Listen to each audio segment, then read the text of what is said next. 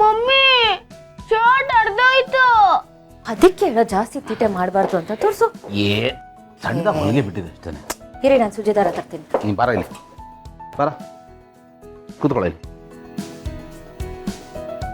ಎಷ್ಟು ಹೊಲಿಗೆ ಬಿಟ್ಟಿದೆ ಕಣ, ಅದಕ್ಕೆ ಹೊರದೋಗಿದೆ ಅಂತೆಲ್ಲ ಹೇಳ್ತಿಲ್ಲ. ಹರಿದಿಲ್ಲ ಕಣ, ಇರು.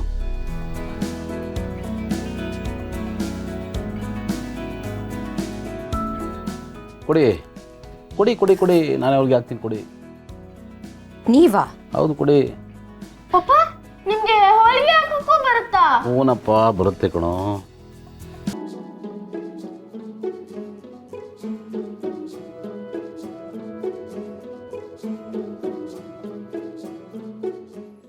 ಸ್ವಿಚ್ ಹಾಕಿ.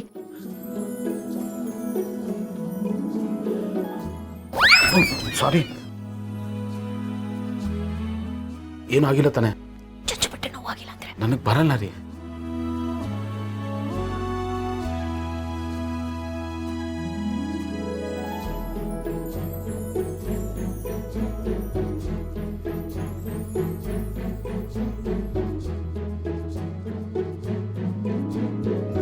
ಪಪ್ಪ ಇದನ್ನ ನೀವು ಹೇಗ್ ಕಲಿತ್ರಿ?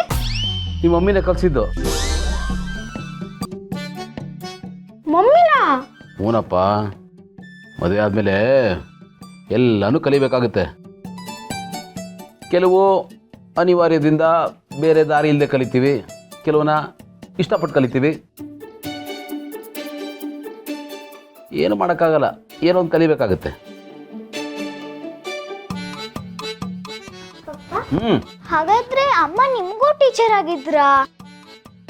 ಅಯ್ಯೋ ಬರೀ ಟೀಚರ್ ಅಲ್ಲ ಪುಟಿ, ಭಾಳ ಸ್ಟ್ರಿಕ್ಟ್ ಟೀಚರು. ತಪ್ಪು ಮಾಡಿದ ತಕ್ಷಣ ಕ್ಲಾಸ್ ತೊಗೊಂಡ್ಬಿಡೋರು.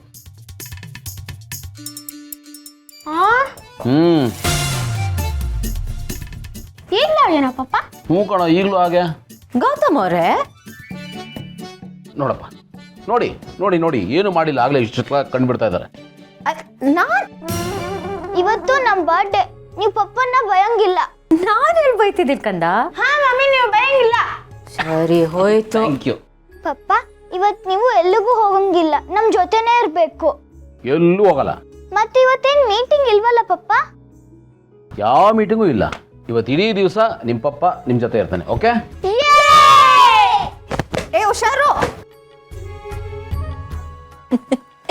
ಮಕ್ಕಳ ತಲೆಯಲ್ಲಿ ಎಷ್ಟು ಪ್ರಶ್ನೆಗಳಿರ್ತಲ್ಲ, ಒಂದು ಉತ್ತರ ಕೊಡಂಗಿಲ್ಲ, ಅದ್ರ ಹಿಂದೆನೇ ಇನ್ನೊಂದು ರೆಡಿಯಾಗಿರುತ್ತೆ. ಆದರೂ ಇವ್ರ ಪ್ರಶ್ನೆ, ಇವ್ರ ಜಗಳ, ಇವ್ರ ನಗು, ಇವ್ರ ಮಾತು ಕೇಳ್ತಾನೆ ಇರ್ಬೇಕಂತ ಅನ್ಸುತ್ತೆ. ಮನ್ಸಿಗೇನೋ ಒಂಥರ ನೆಮ್ಮದಿ, ಮನೆ ಮನೆ ಥರ ಅನ್ಸುತ್ತೆ. ಕರೆಕ್ಟ್. ಬಟ್ ಒಂದೊಂದ್ಸಲ ಅವ್ರು ನೋಡಿದ್ರೆ ಬೇಜಾರಾಗುತ್ತೆ. ಬೇಜಾರ್ಯಾಕೆ? ಅಲ್ಲ, ಇವ್ರಿಗೆ ಖುಷಿ ಹುಡ್ತಾಗ್ಲಿಂದಾನೇ ಸಿಗ್ಬೇಕಾಗಿತ್ತು, ಆದರೆ ಈಗ ಸಿಗ್ತದೆ, ಅದಕ್ಕೆ ಬೇಜಾರು.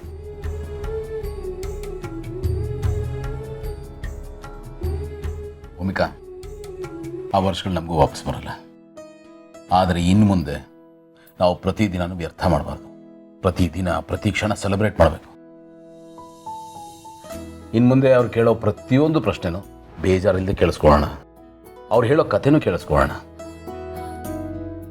ಹಾಗೆ ಅವ್ರದ್ದು ಏನೇ ಇಷ್ಟ ಕಷ್ಟ ಏನೇ ಇರ್ಬೋದು ಎಲ್ಲನೂ ಕೇಳಿಸ್ಕೊಳ್ಳೋಣ. ಪ್ರೀತಿ ಜೊತೆಗೆ ಜಗಳನೂ ಮಾಡೋಣ. ಇನ್ನು ಮುಂದೆ ಅವ್ರ ಬಾಲ್ಯದ ಒಂದು ಕ್ಷಣ ಕೈ ಜಾರಿ ಹೋಗಬಾರ್ದು. ಎಲ್ಲವೂ ಮೆಮೊರಬಲ್ ಆಗಿರಬೇಕು.